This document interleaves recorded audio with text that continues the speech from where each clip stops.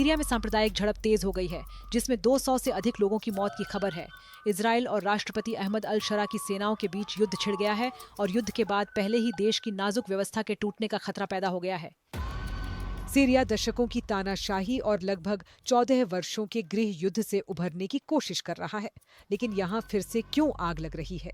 यह सब कैसे शुरू हुआ?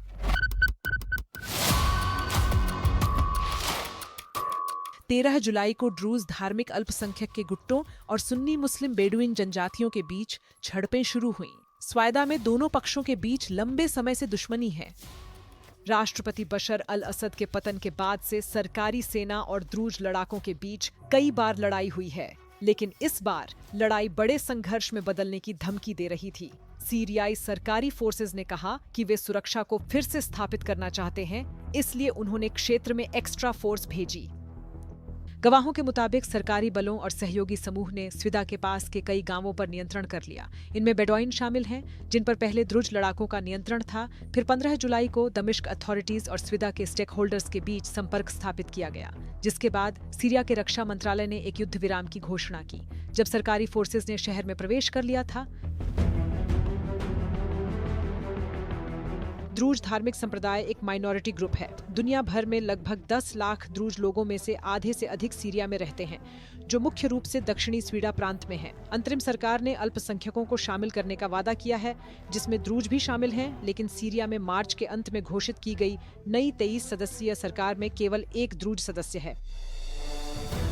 असद परिवार के सख्त शासन के तहत धार्मिक स्वतंत्रता की गारंटी दी गई थी, लेकिन अल असद के तहत ड्रूज इस बात को लेकर बंट गए हैं कि अपनी समस्याओं से कैसे निपटना है।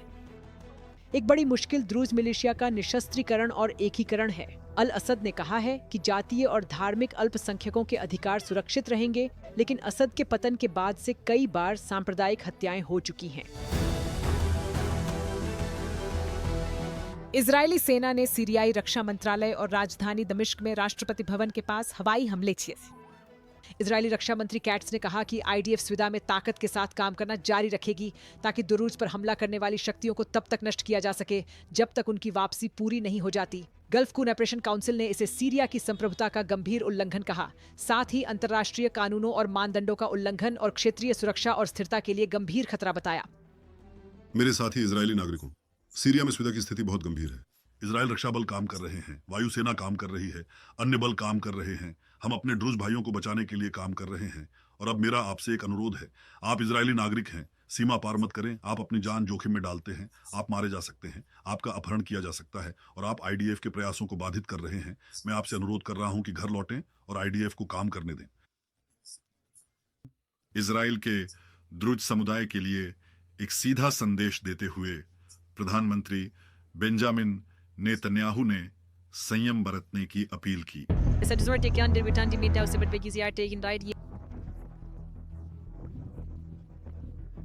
लगभग 1,30,000 इजरायली ड्रूज कार्मेल और गलील में इजराइल के उत्तर में रहते हैं। सन 1957 से 18 वर्ष से अधिक आयु के ड्रूज पुरुषों को इजरायली सेना में भर्ती किया गया है। इजरायली सरकार ने एक तरफा रूप से सीरिया में एक निरस्त्रीकरण क्षेत्र की घोषणा की है, जिसे अल असद सरकार ने खारिज कर दिया है।